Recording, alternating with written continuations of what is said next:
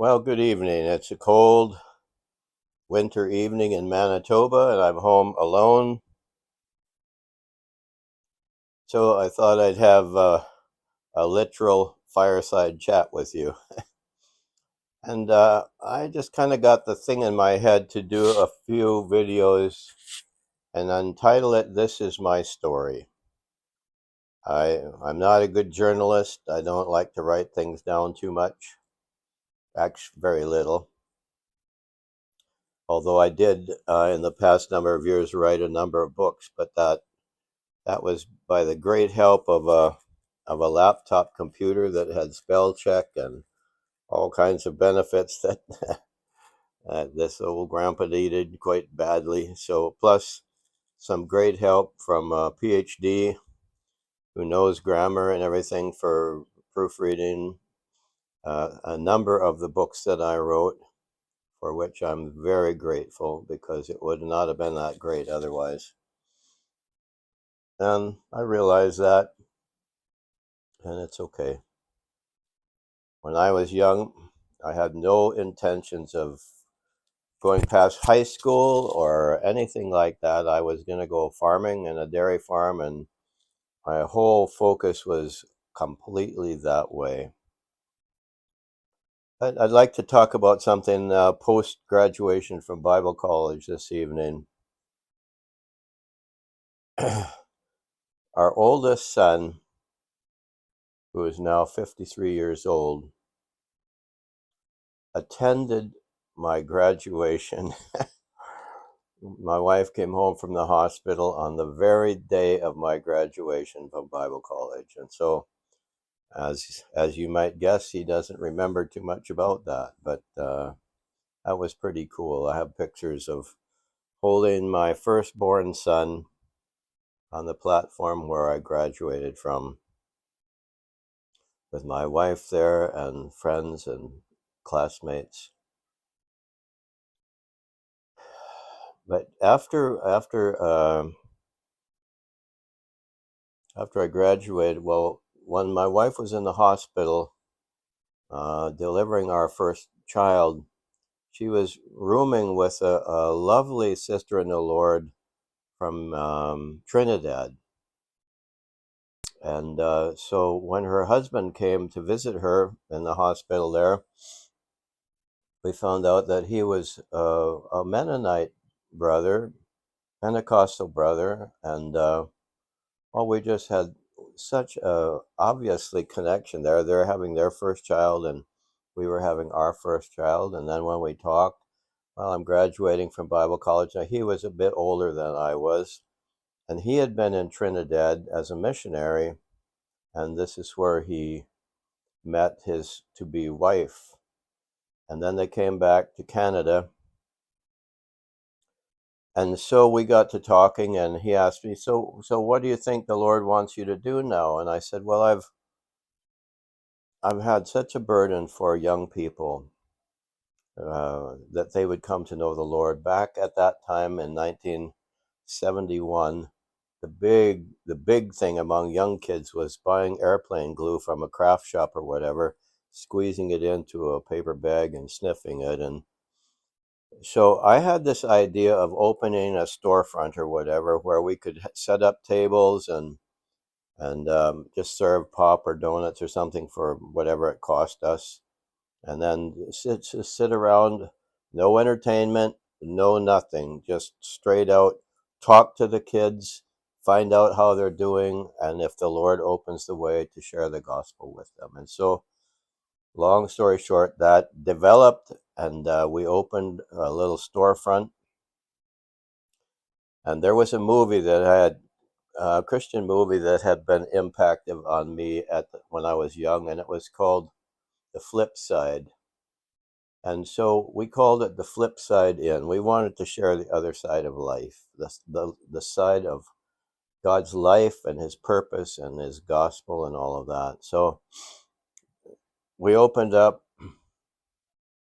I don't know, I can't remember how many tables we had, but the tables were square and just for four chairs so it would stay intimate, not sort of a long uh, lunch type look. So we opened the doors at 4 o'clock until midnight, 6 days a week. And the place was packed out, literally packed out. And night after night. So usually what I would do was I had gotten a job at the Max store, which just, back then it was called Max Milk. So my kids always tease me that I always say Max Milk store. Well, it was a Max Milk store then.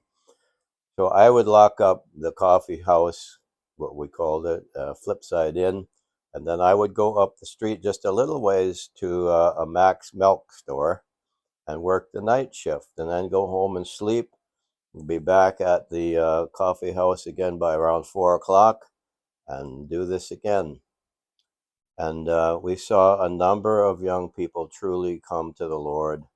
Um, it was a real battle. There's no two ways about it. But on Sunday evenings, we would, my wife and I, we would go to different church groups around the area just to familiarize ourselves with them and they with us, so they would understand what we were doing and that were genuinely seeking to preach the gospel and to not, we weren't planning to start a church, but to just have people encouraged to fellowship and get into a body of believers where they could grow and learn and be cared for and care for others. So this one evening we went to a church evening service that wasn't too far from where we lived. And at the end of the message, the pastor there said, if anybody has anything that you'd like to share, maybe to encourage us or that the Lord has spoken to you or whatever, a very genuine inquiry that way. And I really felt that I had something. And I wanted to introduce myself, that I'm the one that's sort of responsible for running the Flipside Inn coffee house, where we're sharing the gospel with young people, and you're all welcome to come and participate if the Lord would so direct that. So we left. I shared and we left, went home. The next day, there's a knock at the door of our house where we live. So my wife went to the door, and there was a man at the door, and he said, I'd like to speak to Dave. So I went to the door, and he said, if it's okay with you, I'd rather that you come outside. I want to talk to you privately. So I did. Now, this time, by this time, well, how old am I? I think 25 years old. And this guy was clearly probably late 50s or whatever. So then he said, I don't want to talk to you here. I would like you to get in the car with me and go to, there was a city park not too far away from where we lived. And he wanted to drive there and then talk to me. Well, this is 1971, but I was still a little leery. I'm not very savvy about the worldly ways and everything. But he was so appealing, pleading, please, Dave, please come with me. So I got in his car. I told my wife where I was heading. We got to the park. He he pulled up to the curb there. Cars just parking in straight in. He turned his car off, and he put his hands on the steering wheel and threw his head like that, and this huge sigh comes out of him. And I didn't know, man, what is going on? So to keep this brief, he finally turns to me and he says, he looks at me, his eyes are full of tears, and he says to me, Dave, what do you do when you find out that your senior pastor is a practicing homosexual from an evangelical church? I'm 25. I hardly know what that is. I'm not kidding you. But I knew enough to know, and I'm so, okay, fine, but why are you talking to me? I mean, I was just there the night before in their church meeting, and there were a lot of people there. I said, why don't you talk to some of the men there? And because he said, this pastor needs to be confronted with this. So I said, well, what are you wanting of me?